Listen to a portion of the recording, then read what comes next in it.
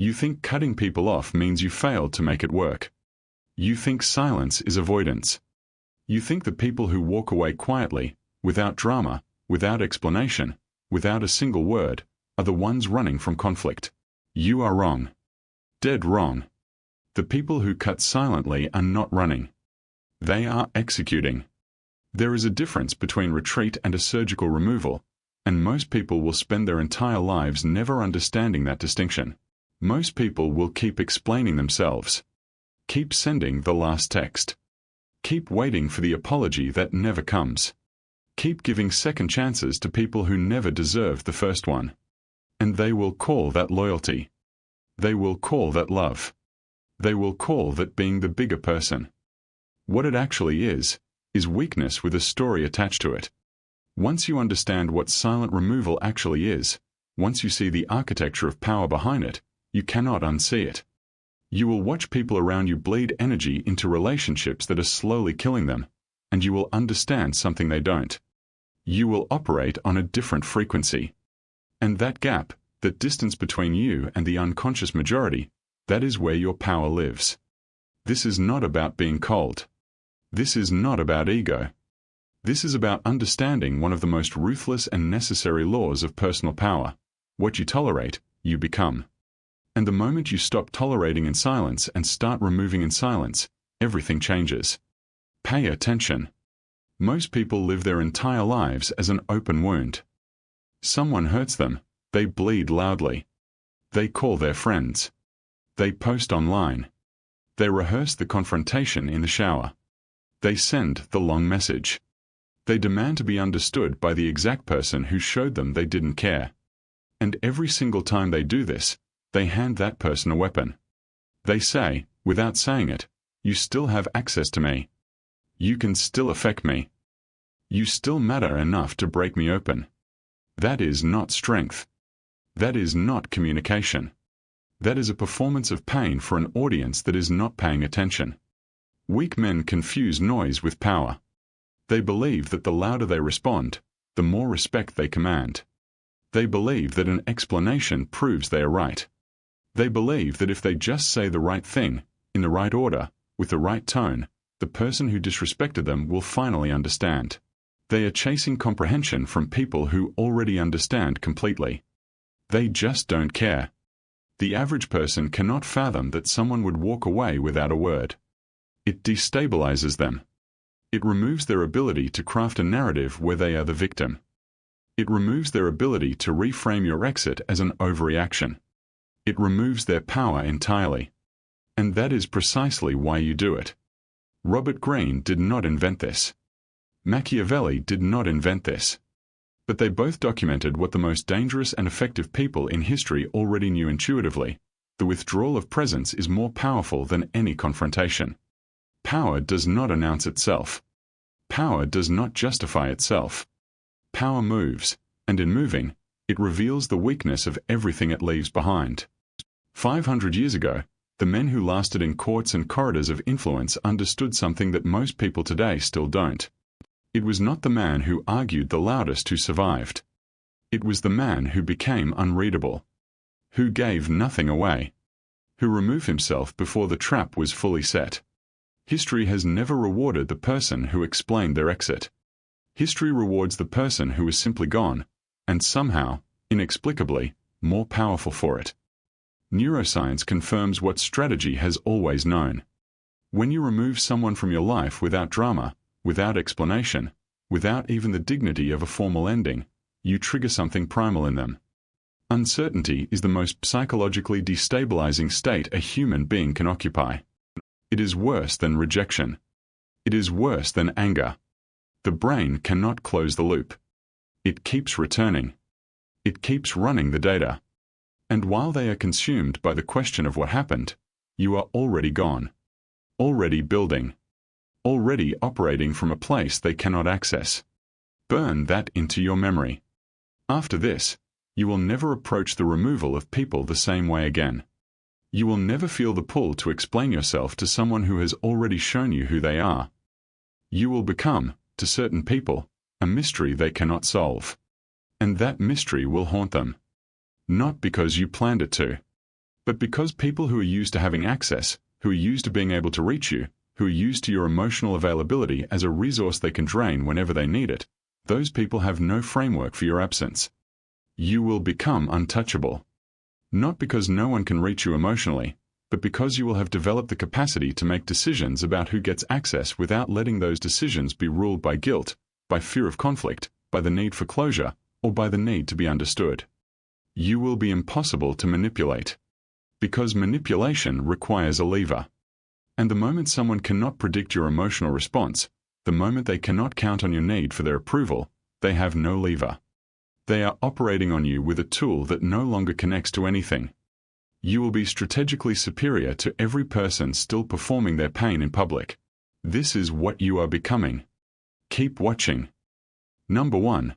Silence is not the absence of a response. It is the most complete response available. When someone betrays you, the instinct is to respond. The body floods with it. The jaw tightens.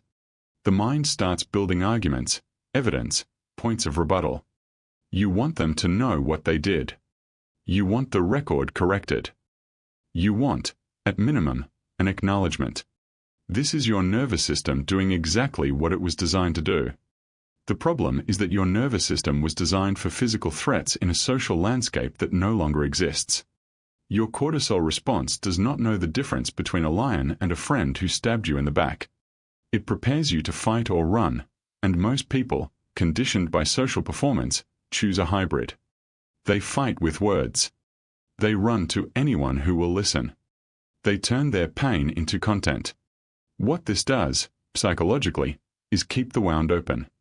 Every time you replay the betrayal, every time you explain it to a new audience, every time you craft the perfect response, you are rehearsing victimhood. You are reinforcing the neural pathway that says, that person had the power to destroy something in me. The person who responds silently does not give that narrative oxygen. They look at the behavior. They register what it reveals about that person's character. And they file it. Not in a place of rage. In a place of clarity. The file simply reads, no longer useful. No longer trusted. Access revoked. That is not coldness. That is precision. Comment, I move in silence. Number 2, the explanation you want to give is about your ego, not your power. This is the one most people cannot accept. Because it means confronting something uncomfortable about their own motives. When you want to explain why you are leaving, when you want to deliver the speech, when you want them to understand exactly what they did and exactly how it affected you, you are not acting from power. You are acting from a need to be validated by the person who just proved they don't respect you. Think about that. You are asking for emotional recognition from someone who just demonstrated they do not operate in good faith. You are trying to win a verdict from a judge who is corrupt. The need to explain is the need to be understood. And the need to be understood is still a need. And needs can be exploited. The moment you deliver the speech, the moment you send the message, you have told them 2 things. 1, this affected me enough that I had to respond. 2, I still believe you are capable of understanding me, which means I still believe there is something worth salvaging here. Both of those things hand them power. Social dynamics are not kind. The person who cares less, controls more. Not because caring is weak, but because visible caring is a leverage point. When someone can see exactly how much you care, they can calibrate exactly how much they need to offer to keep you. They can give you the minimum required to maintain access. And they will. The silent removal removes that calculation entirely. You don't care enough to explain. You don't need them to understand. You are already operating beyond the version of yourself that needed their comprehension. They will search for the lever and find nothing. They will reach for the access point and find it closed. And they will never know exactly when or why you decided. That uncertainty is not cruelty. That uncertainty is consequence. Write this down. Part 3. You are not cutting people off. You are curating the architecture of your life. Most people think about relationships in a completely passive way. People enter their lives and they allow them to stay because removing them feels aggressive, feels unkind, feels like a statement they are not prepared to defend. So they let people accumulate. They let energy vampires compound. They let people who have shown themselves to be unreliable, disloyal, manipulative, or simply irrelevant stay in proximity because the alternative requires an action they have not yet given themselves permission to take. This is not loyalty. This is architectural failure. Your attention is finite. Your energy is finite. Every person in your orbit draws on those resources, even passively.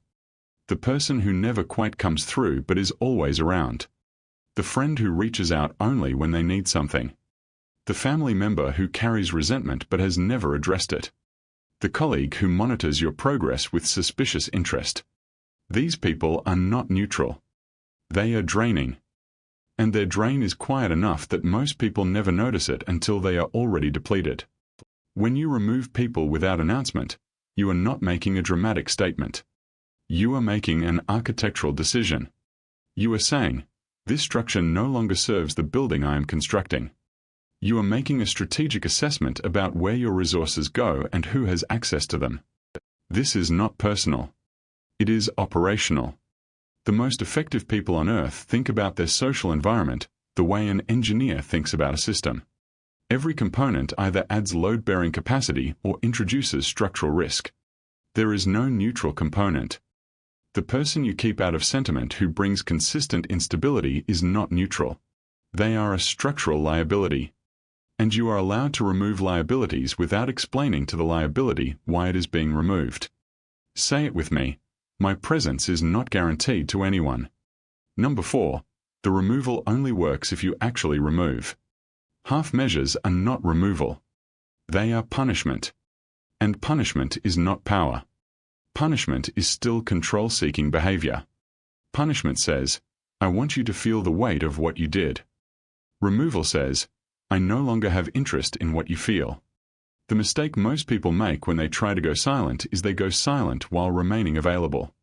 They stop texting but they still check who viewed their story. They stop calling but they still accept the call when it comes. They say they are done but they respond every time the other person opens the door. This is not removal. This is negotiation with someone you have not formally declared you are negotiating with, and it puts you in the worst possible position, performing detachment while remaining attached. True removal is internal before it is external. It is a shift in how you categorize that person in your mind. They move from active file to archived file. Not deleted. Not destroyed. Archived.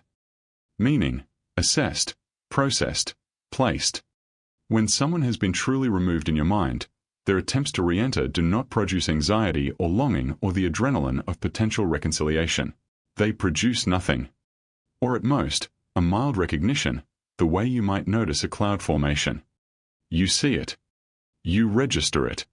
You keep moving. The external behavior follows naturally from that internal architecture. You do not respond because there is nothing in you pulling toward a response. You do not block because blocking is still a message. You simply become unreachable. Not unavailable in a way that communicates that you are waiting to be reached. Unreachable in the way a different city is unreachable. You have simply moved somewhere they do not have coordinates for. This is the discipline. Part 5. The people who notice your silence are the ones who depended on your noise. When you remove yourself quietly from certain dynamics, you will notice something. Most people will not notice.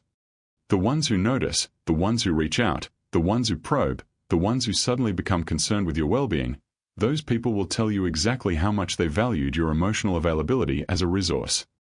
Because people who genuinely care about you do not wait for your silence to remind them to check on you.